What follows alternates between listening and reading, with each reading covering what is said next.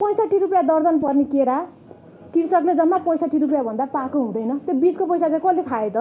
अनि एकदम हामी चाहिँ नोसा लागेको हाम्रो कृषकहरूलाई। टु बी अनेस्ट भन्नुभयो है, मलाई एकदम माफ गरिदिनु होला। कस्तो कुरामा नोसा लाग्यो भने आज रोपेर तपाईँलाई भोलि नै यत्रो बनाएको काउली चाहिएको छ। हेर्नुहोस्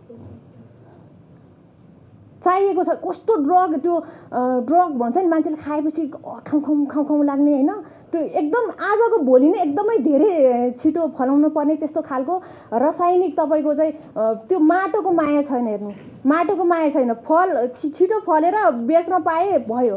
त्यो माटोलाई जोगाइराखे हाम्रो अस्तित्व जोगिन्छ।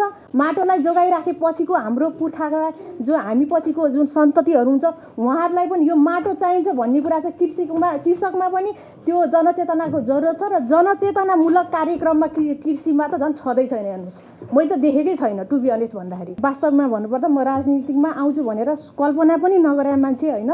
म त यही भुइँ मान्छेको आवाज नै बोकेर हिँडिरहेको थिएँ। यही क्रममा अब आउनु पर्यो, मेरो बाध्यता अथवा मेरो यो माथिबाट लेखेको कुरा होला होइन। बिचौलैयाको एकदमै अन्त्य होइन, न्यून 0% के शून्य हाम्रो उ छ नि, शून्य सहनै नसक्ने त्यो हो, त्यसमा पुग्नु पर्यो हाम्रो चाहिँ यो 0 टोलरेन्समा पुग्नु पर्यो।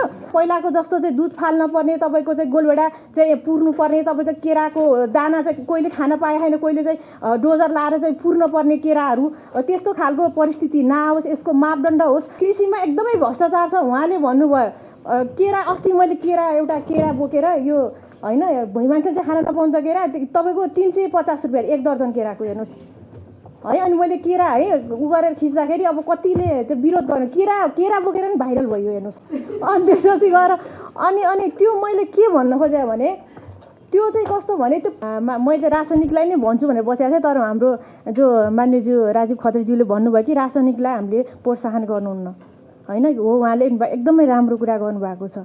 अनि तर प्राङ्गारिकको पनि त नि हाम्रो त फ्याक्ट्री त चाहियो नि।